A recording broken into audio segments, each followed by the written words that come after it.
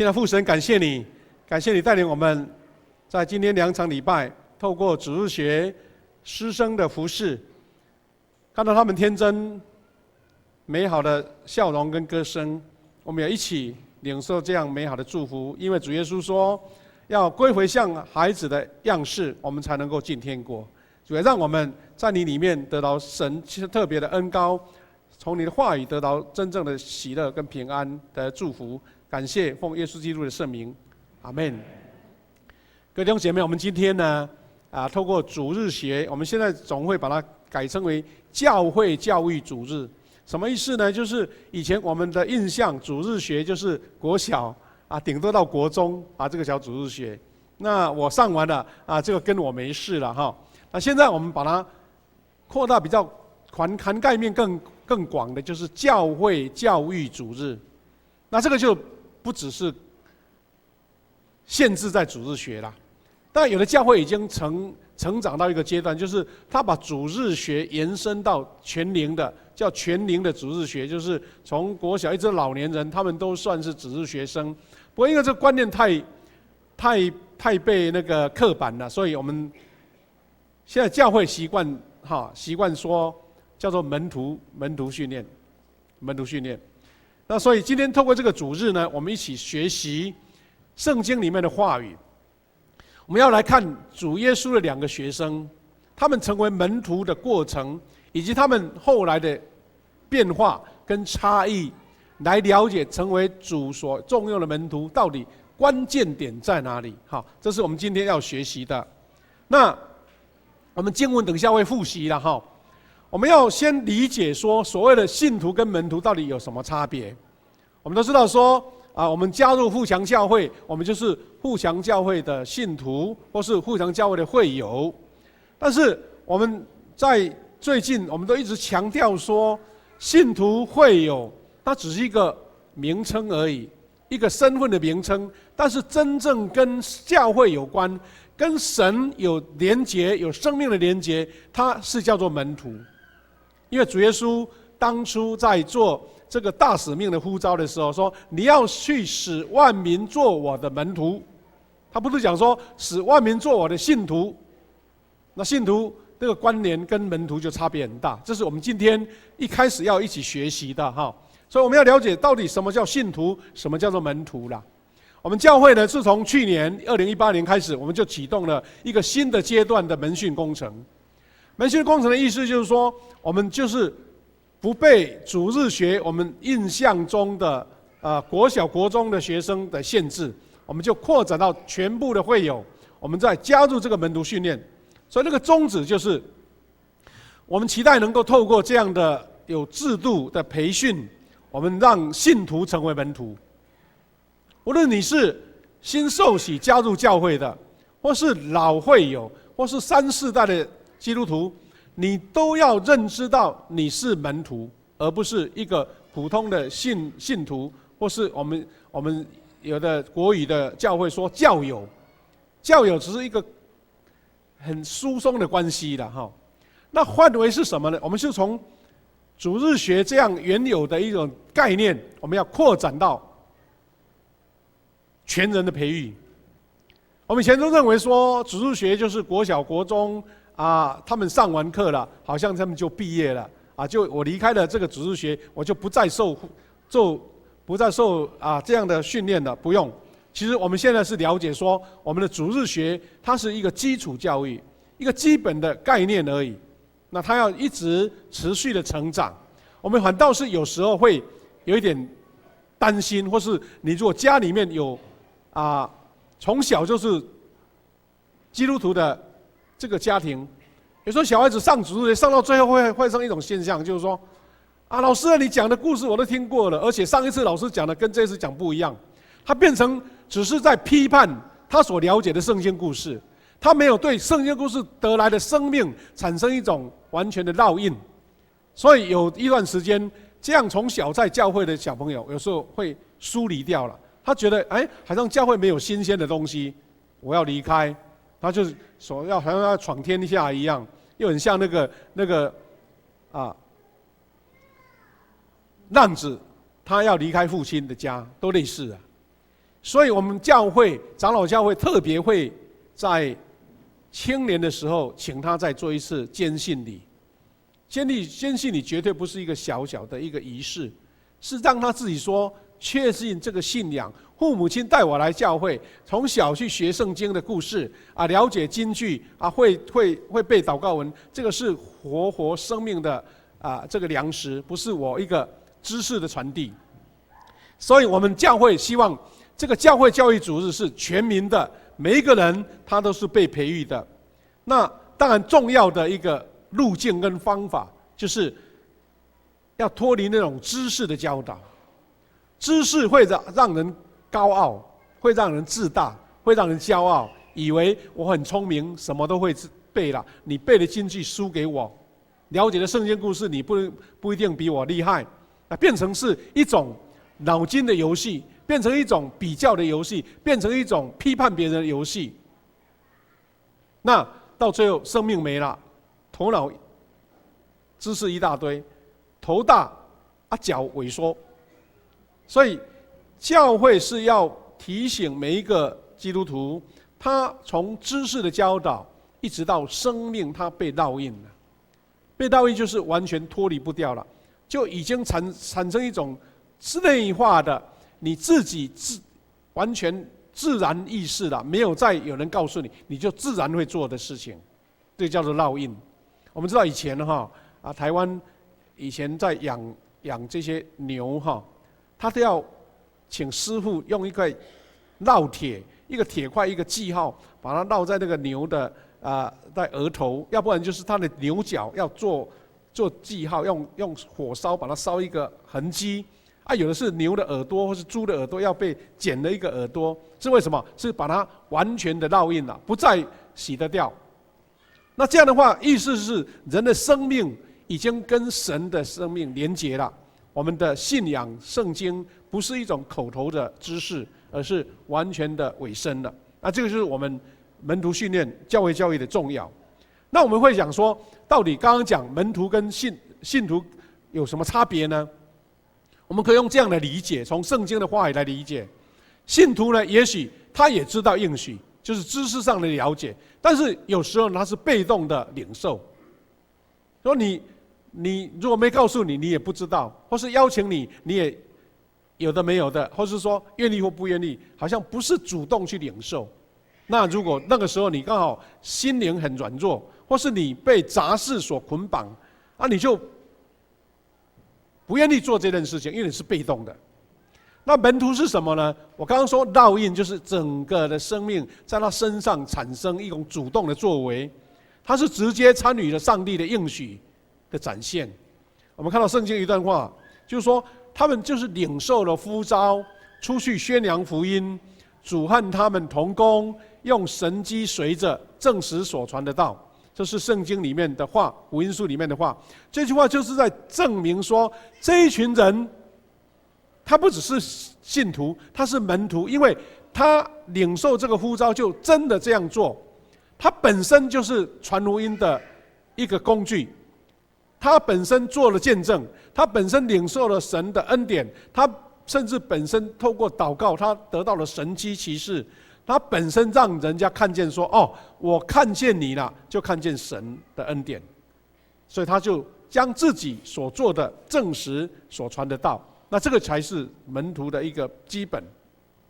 那今天牧师要透过圣经很出名的耶稣两个学生，就是犹大跟彼得他们的成长之路，来一起学习说到底门徒是怎么样形成的。我们都知道，我们现在小朋友在读国小，每一个小朋友6岁了，6足岁就进入小学，都没有任何的筛选，因为他本身就是到这个时候体格啦、知识啦、脑筋啦都成长了。但是你会发现说，一个学生进到学校里面，同样的老师，同样的环境，但是后来他的演变会不一样。也许他的智能会有一些差异，没错，但最大的差异到最后，我们说长大了、出社会了，他会不会成功？有时候跟他的知识，跟他的一个所谓的脑筋好不好，其实差异不大。意思说，一般除非有特殊的病症，要不然一般人的智商大概都差不多了。那重点是后来他的心思意念，他的心性有什么变化，他的性格会改变他的命运。那我们看看这两个耶稣的学生，他们怎么演变的哈？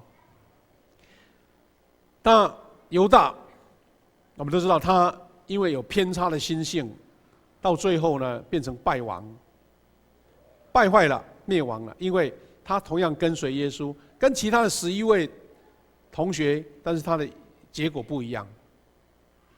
我们不会评判说他到底知识程度高不高，他有没有资格当耶稣的学生，这个都已经没问题，因为耶稣同样呼召他。那看到彼得，他本性也是非常的冲动，非常的直率，但是他曾经犯过好多的错，不过他愿意被耶稣所改变，被耶稣调教医治，到最后蜕变，所以因为成为耶稣的头号门徒，后来成为整个教会一个建设的一个起头。因为耶稣说：“彼得，你要是磐石，你的石头，你要成为教会的一个基石。”开始，所以我们知道天主教他们的第一任教皇是谁呢？第一任教皇就是彼得，他把彼得尊称为第一任的教皇，因为他被改变。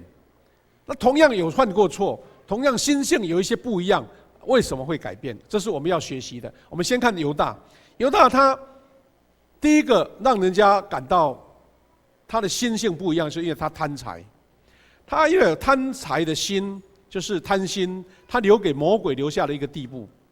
换句话说，他因为那个心有贪呐，魔鬼就有趁隙而入。约翰福音12章4到6节这样说：耶稣的一个门徒就是将出卖他的加利人犹大说：“为什么不拿这香油膏去卖300块银子来分给穷人呢？”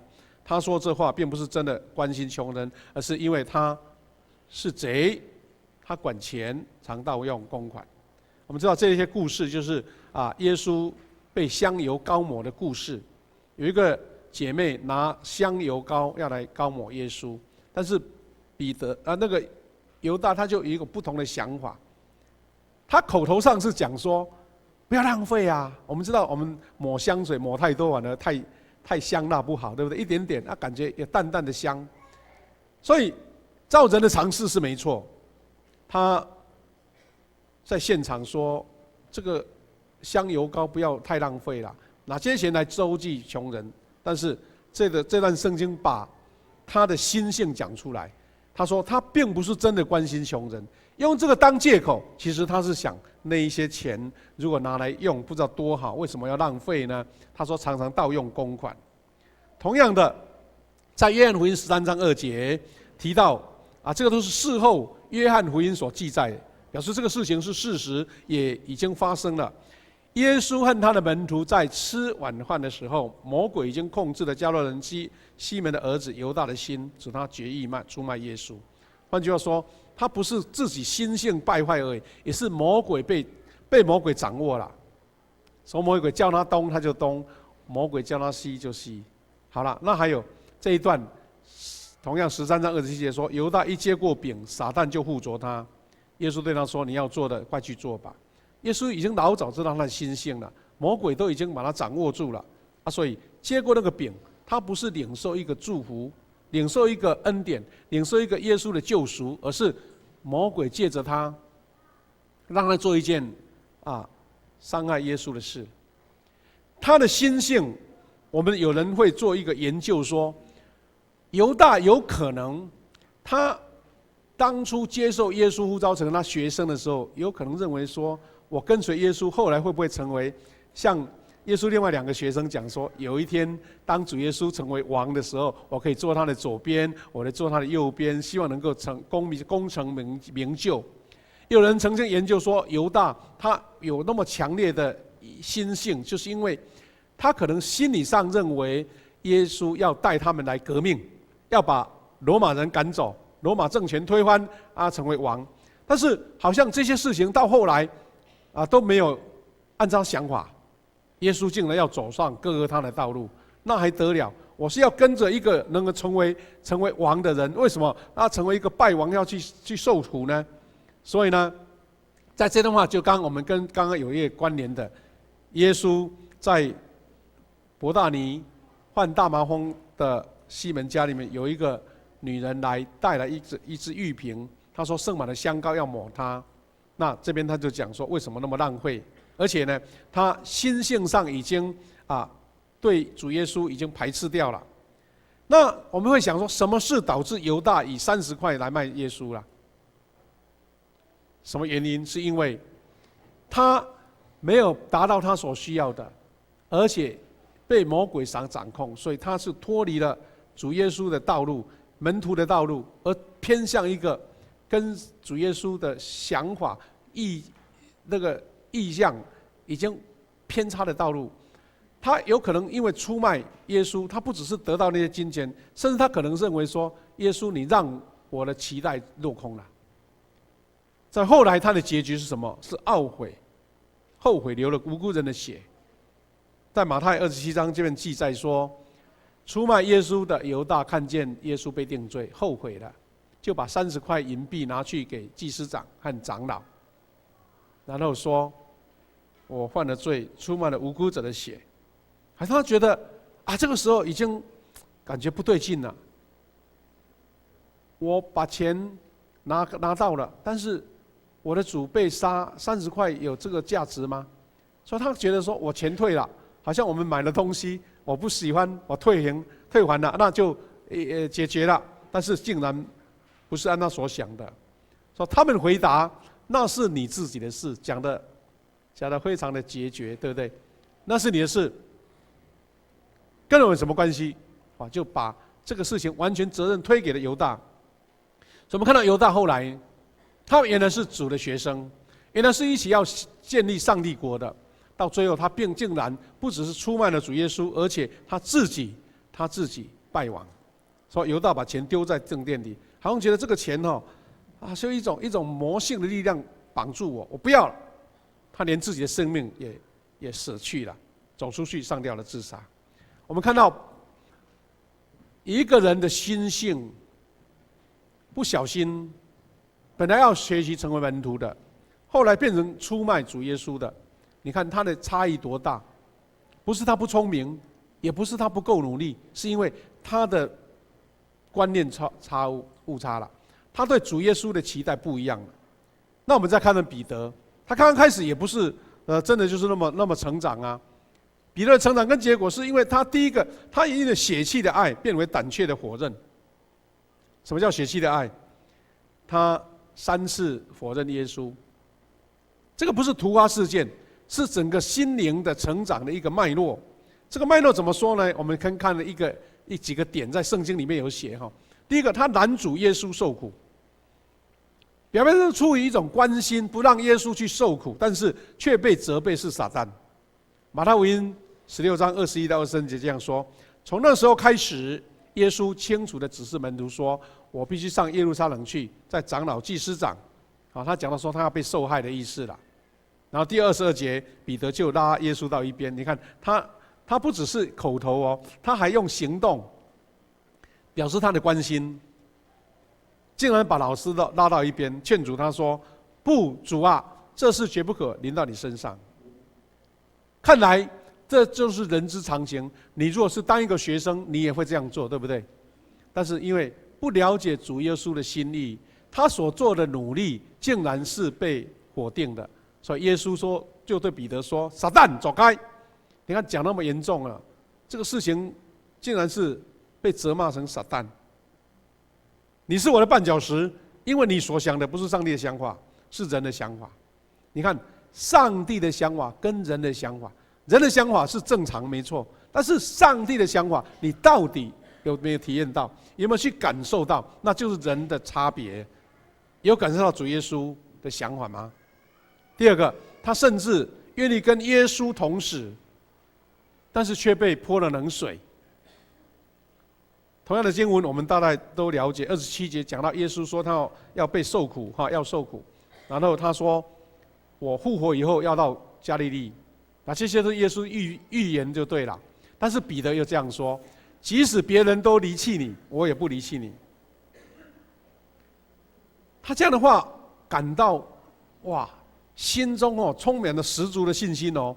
他讲的头头是道，但是耶稣又这样给他回答，耶稣说：“我实在告诉你，今夜鸡叫2遍以前，3次不认我。2跟3，2遍有3次，哇！他等于把彼得未来要做的事情都把它显露出来了。那彼得这个时候还是坚决不承认哦。他说，用更坚决的口气说：即使我必须跟你同死，我也绝不会不认你。你看，讲这样的话的人就有气魄的，对不对？啊，连死他都不怕了，看来是最棒的学生了。不过，最棒的学生就败在这里，就摔倒在这里，因为其他门徒也跟他这样讲。还有一件，他保护耶稣到底，但是却被打脸了。马太福音这段时间，我们都知道，耶稣在客西马尼园祷告的时候，因为大祭司就带着奴仆来了，要来抓耶稣嘛。那他说有一个人，这在讲彼得，他拔刀来把大祭司的奴仆砍掉嘞，砍掉一个耳朵嘞，哇，那么大的一种勇敢，对不对？人多势众，你竟然敢这样抵抗，表示他还是向着耶稣，对不对？前面的已经受苦了，但是还是要尽量能够表现出说：主啊，我是跟你在一起的。没想到这些外表的动作，到后来，他一否认耶稣，完全都败掉了。耶稣就对他说：把刀收起来，因为凡动刀的，一定在刀下丧命。已经都出手了啦，已经是为耶稣来防卫了。耶稣还是这样跟他讲说：哎呀，你要不要做这种人的事啦？你动刀被死在刀下。你想想看，如果你是彼得，你会觉得说：我满腔热诚，我对耶稣始终到底，我什么都愿意做，连死我都不怕了。主耶稣竟然什么事情都否定我。你看，一个有热情的人，有血气的人，但是并没有得到主的心意，那是多大的一个讽刺跟可惜。我们基督徒最怕就怕这种自以为是，以为我才是对的，我做的是绝对是合乎上帝旨意的，竟然耶稣1次打脸，2次打脸，3次打脸。如果你是你会觉得怎么样？所以我们有时候会想到说：彼得3次不认主他是不是真的恐惧？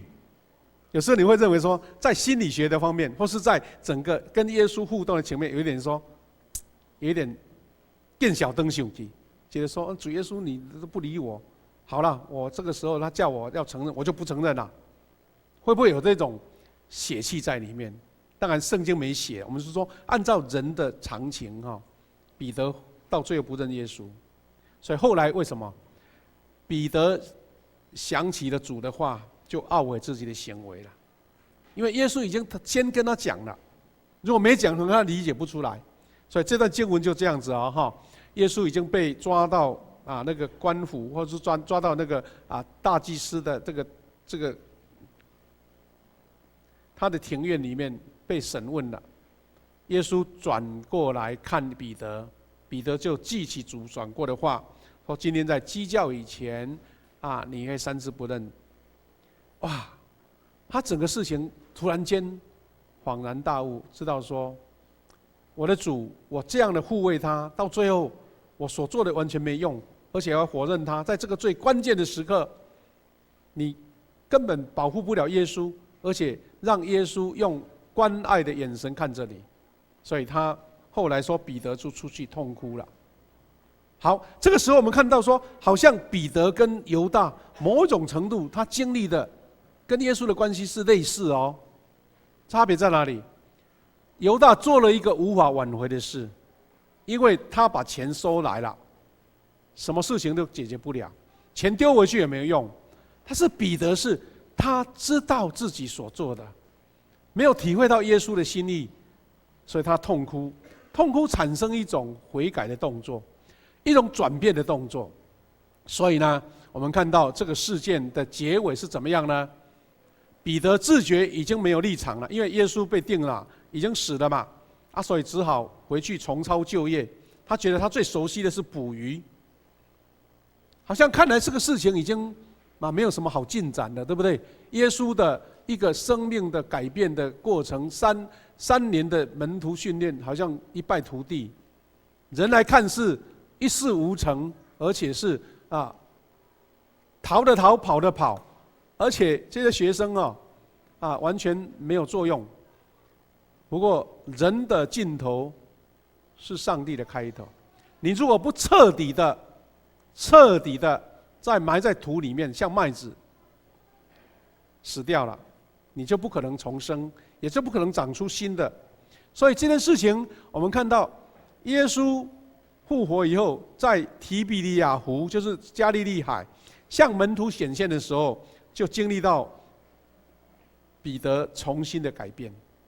这个彼得他说，跟了多马，跟了拿但业，还有西比泰的2个儿子，还有2个门徒，哇，大概5、6位，对不对？他们又回到他们原来的工作，就是去抓鱼了。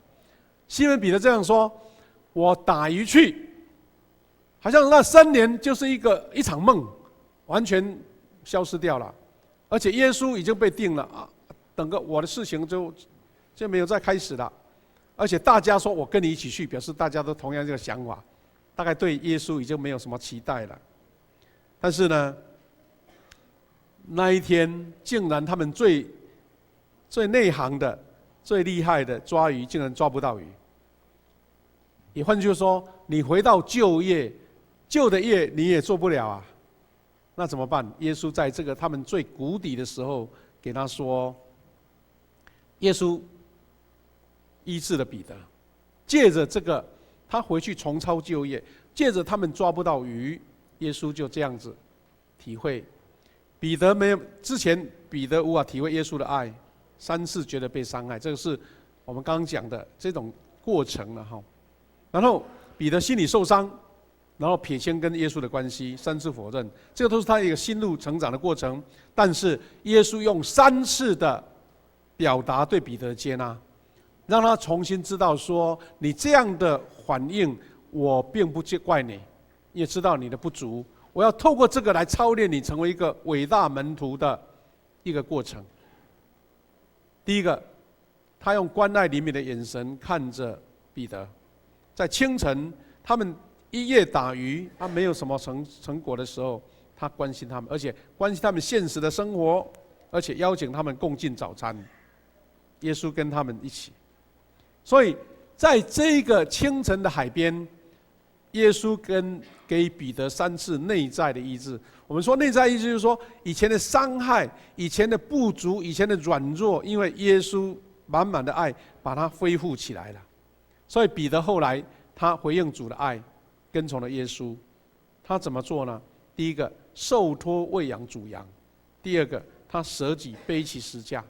刚刚我们的小朋友多读了那2段经文哈，因为那一天在准备的时候，因为太长了我们的第1堂主日学是讲台语耶，怕他们练的太累了所以就把它切掉2节了哈不过这个经文都完整表达了。后面那2节是讲到，我们来看这段经文，刚刚已经讲过哈。耶稣3次跟他讲说：“你喂养我的小羊。”在15节、16节再一次，第2次问他：“你牧养我的羊。”17节又问他说：“你爱我吗？”彼得因为觉得说：“哇，你问了3次，到底为了什么？又不是听不清楚在那个清晨的海边声音很清楚，为什么要问那么多次？”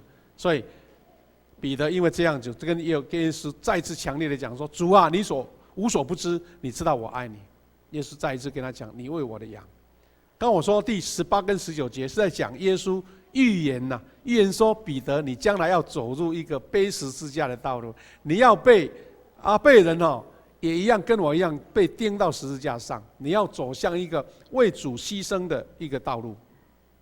那彼得前面的一些跌倒，前面的一些否定，并没有因为这样影响到他，是因为他悔改了，他愿意接受主耶稣的调教。我们说门徒训练其实就是一种这样的过程。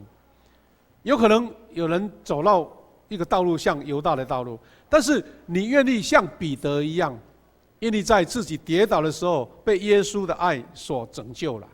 我们要希望我们的每一位做主门徒的能够谦卑自己，因为从彼得来看，他所做的3件事情都感觉是理所当然、名正言顺，而且讲出去人家都会举拇指给他赞美的。但耶稣说：“这个不对，这个不是，这个不行。”换句话说，门徒就是怎么样体会耶稣的心意，去了解主跟你的呼召，而不是按照你的想法东奔西走的。感谢主，主耶稣后来在马可福音讲过一段话，说耶稣叫群众和门徒都到他跟前来，告诉他们：如果有人要跟从我，就得舍弃自己，背起那十字架来跟从我。什么意思？舍弃自己很清楚啦，对不对？舍弃就是舍弃你的脾气，舍弃你自己的观念，舍弃你自以为是的想法，愿意跟随主耶稣。那这个是多么重要的提醒！我期待我们教会的弟兄姐妹，你不只是信徒而已，你是被神所调教。像彼得经历这些起起伏伏，也许我们不用像他一样那么大的辛苦了，我们就更体会神的意思，看见他在我们身上的作为，我们愿意跟神一起实现大使命，让我们身上所传的，就是实践的主耶稣的福音。